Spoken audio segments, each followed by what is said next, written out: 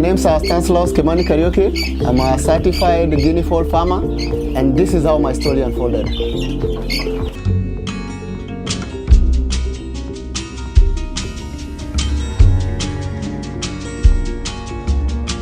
I've been doing poultry since 2013. That's about 7 years. Basically, how I stumbled into, I call it stumbling because I didn't want to do guinea fowls. I bought chicken eggs. I do incubation. Someone sold me eggs mixed with guinea fowl eggs. So I got about 12 guinea fowls. And for me it was inhumane to kill them because I didn't want them. So I decided to just keep them, but because I didn't need them, I kept them in my isolation area where I put the sick chicken. And despite not administering any antibiotics or any vaccines, they all survived. So I started asking myself questions like how comes I'm taking so much care of chickens and they are still giving me problems. And there's guinea fowls that I put in isolation for them to die naturally, none of them died.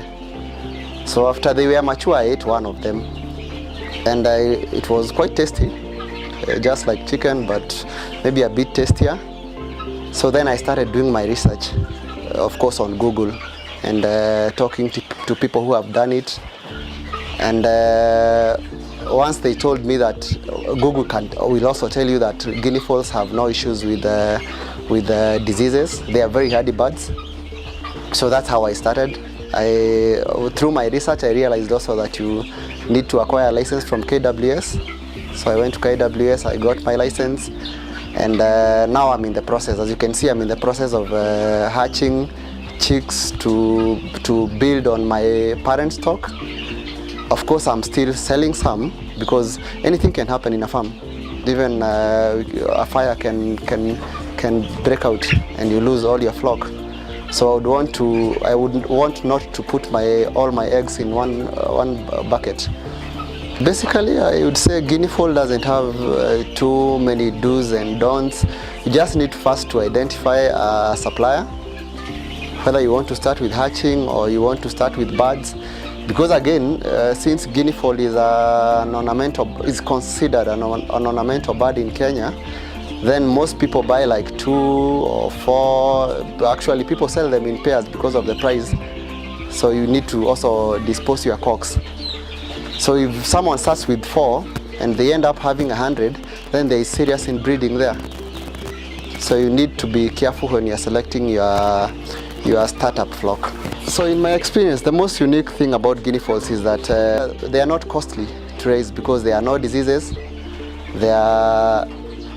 It doesn't matter how you keep them, because I've dealt with poultry. I've taken care, like with chicken, I've taken very good care of them, and they will still end up getting sick. I've put guinea fowl, I've tested guinea fowl under immense pressure, and they don't show any signs of sickness or anything. Okay, having learned about guinea fowl farming, I'm opening an eatery for chicken maybe in the next 1 week, and because I've raised both of them together, I've realized actually guinea fowl are much cheaper to raise than chicken. They eat less, they don't get sick. So if you sold guinea fowl at the same price as chicken, you'd actually make more money than we make in chicken. But of course it will take time for people to accept, for you to introduce, because like eggs, we are buying at exorbitant prices.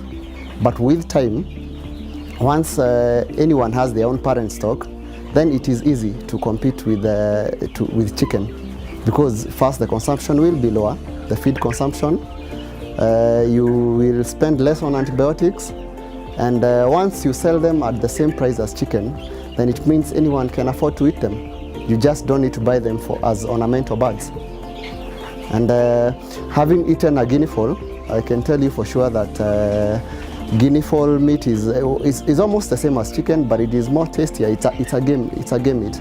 For someone who would want to venture into guinea fowl farming, first, of course, you will need a license from KWS. Then you'll need a supplier who is licensed by KWS. so that they can give you a copy of their license, and that's how you get your license. Then you need to identify like where you get your kids from. Of course, to make sure that you don't get kids that have been inbred. Then from there, once you start, then just unlike chicken, you are easy to go. No issues with vaccinations and antibiotics. I think the only thing I do with my vaccinations is Newcastle. Newcastle is universal to any bird. But the people I've interacted with, they never do any other vaccine, and they have not had any issues. Right now, birds are quite expensive, but like for my birds, I'm selling them at half the cost, which proves that you don't really need to sell them at exorbitant prices to make money. Of course, I wouldn't be selling them at whatever price I'm selling them at a loss. For example, a 1 month old guinea fowl online is going for about 800 to 850. I'm selling 3 months, which is the birds you can see behind me, at 1,000 shillings. 2 months to 3 months is going about 1,500. And I'm buying eggs also from suppliers at the same exorbitant prices. So if I'm able to sell them at that much right now, then it means in future, if farmers embraced, then we would be able to sell them at much cheaper prices. This has been my story as a certified guinea fowl farmer. I'm interested to learn what other farmers are doing, so tell me your story.